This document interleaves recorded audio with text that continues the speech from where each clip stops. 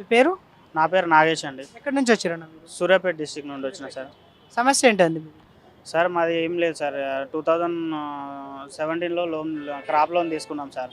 Crop loan తీసుకుంటే ఇప్పుడు BRS గవర్నమెంట్లో మాఫీ అవుతుంది 2 lakhs వరకు అని అంటే అప్పుడు మాకు కొంచెం ఆర్థిక పరిస్థితులు బాగాలేక నేను ఆ బ్యాంక్ లోను రెన్యువల్ కూడా చేయించలేదు సార్. దాంతోపాటు నేను అమౌంట్ కూడా కట్టలేని పరిస్థితులు ఉండే, ఎందుకంటే అప్పుడు కరోనా వచ్చింది.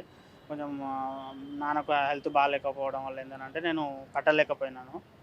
దానివల్ల నాకు ఆ బ్యాంకులో ఏంటంటే బీఆర్ఎస్ గవర్నమెంట్ అప్పుడు మాఫీ చేస్తామనేసరికి నేను మాఫీ వస్తుందేమో అన్న ఆశతోటి అలానే అది బ్యాంక్ ఉండిపోయింది. దాని తర్వాత అలా అలా అది పెరిగిపోయింది సార్. నేను తీసుకున్న లోన్ 1,60,000 అయితే ఇప్పుడు నా లోన్ వచ్చేసి 3,60,000 అయింది సార్.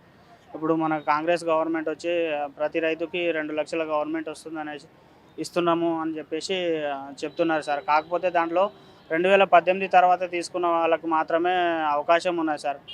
మాకు కూడా కొంచెం అవకాశం కల్పిస్తే గవర్నమెంట్ నుండి కొంచెం సహాయం చేస్తే ఏంటంటే మేము కూడా కొంచెం అమౌంట్ మిగతాది అమౌంట్ కట్టుకొని మాకు కూడా సహాయంగా ఉంటుంది సార్. కొంచెం మా మీద దయ ఉంచి కొంచెం అది మాఫీ చేస్తారని నేను కోరుకుంటున్నాను సార్. అదే మీ ద్వారా నేను కోరుకునే సార్. ఇప్పుడు 2017 తర్వాత మీ లోన్ ఏం తీసుకోలేదా?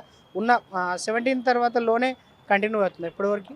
అదే లోన్ కంటిన్యూ అవుతుంది సార్. ఇక దాని తర్వాత నేను కట్టలేదు, ఎందుకంటే ఇంట్లో పరిస్థితులు బాగాలేదు అప్పుడు. దానివల్ల నేను పరిస్థితుల వల్ల నేను బయట అప్పులు తీసుకోవడం అవి తీర్పడమే సరిపోయింది సార్. దాంతోపాటు నేను 2 ఎకరాలు, నాకు ఉన్న 4 ఎకరాలలో 2 ఎకరాలు కూడా అమ్ముకున్నాను. దాంట్లో రాలేదు సార్. వస్తుందని చూసాము, రాలేదు. నాకు రాలేదు, మా నాన్నకు కూడా రాలేదు. ఇద్దరికి ఎవరికి రాలేదు ఫ్యామిలీలో. మా నాన్నకు 80,000 ఉన్నది, ఆయనకు కూడా రాలేదు, నాకు కూడా రాలేదు. మీరు ఏం డిమాండ్ చేస్తారండి? ఏం లేదు సార్, మాకు గవర్నమెంట్ నుండి ఏదైనా సహాయం చేస్తే మేము కొంచెం ఒక ఎంతో కొంత కొంచెం సహాయం వస్తే ఏంటంటే ఒకటేసారి 3,50,000 కట్టాలంటే ఇప్పుడు మాతోని కాదు సార్. ఎందుకంటే మేము హైదరాబాద్ అక్కడ చేయలేక 4 ఎకరాలలో ఉండే, నాకు 4 ఎకరాలలో 2 ఎకరాలు అమ్మేసుకున్నాను సార్. ఓన్లీ 2 ఎకరాలే ఉన్నది. ఆ 2 ఎకరాలలో పెట్టుబడికి వెళ్తుంది తప్ప దేనికి లేదు. ఇప్పుడు నేను ఏం చేయలేక నేను హైదరాబాద్కి వచ్చి ఇప్పుడు బతుకుతున్నా.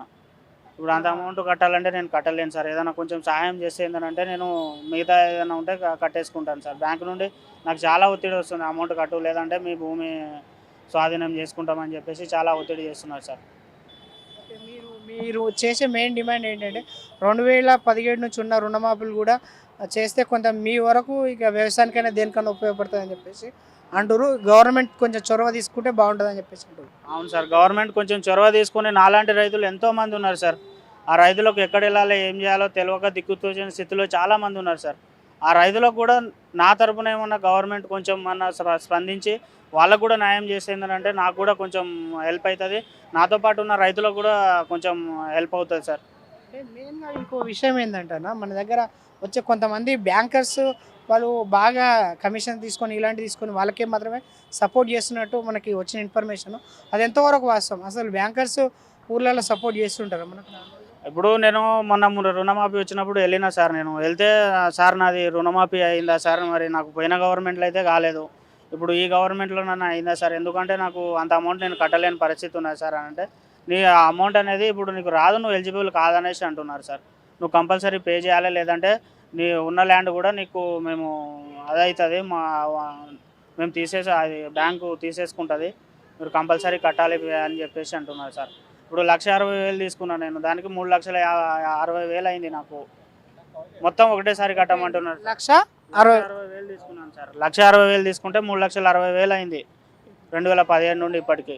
3,60,000. అవును సార్. మొత్తం ఇప్పుడు రైతు ఇప్పుడు ఆత్మహత్యలు చేసుకోవడానికి బ్యాంకులు కారణమవుతున్నాయి. ఒకప్పుడు కరువు కాటకాలు కారణమైతే ఇప్పుడు బ్యాంకులు కారణమవుతున్నాయి, ఈ ప్రభుత్వ పాలన కారణమవుతుంది అని చెప్పి. అవును సార్, పోయిన గవర్నమెంట్ చేస్తాం అనేసరికి మేము కూడా వస్తుందేమో, కొంచెం వేస్తే మాకు కూడా కొంచెం తోడుకుంటుందేమో అని చెప్పేసి మేము కూడా అనుకున్నాం. ఆ డబ్బులు రాలేదు సార్. ఈ గవర్నమెంట్లోనే వస్తుందని ఆశిస్తున్నాను సార్.